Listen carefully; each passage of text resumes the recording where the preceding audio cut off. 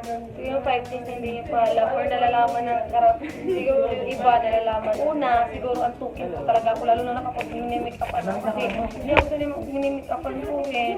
Kaya na inaantok ako. Tapos, pangalawa, nagbibideo ako sa sarili ko mag-isa.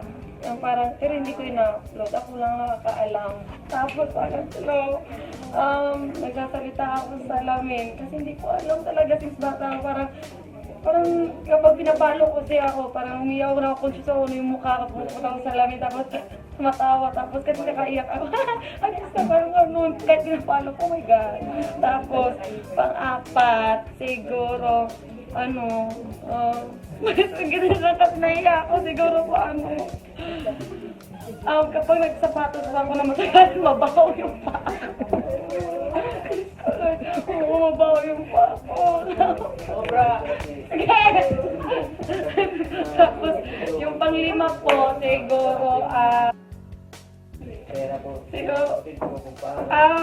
kapanlima po, mas komportable ako kapag maraming ulan sa paligid ko kapag ako natutulog.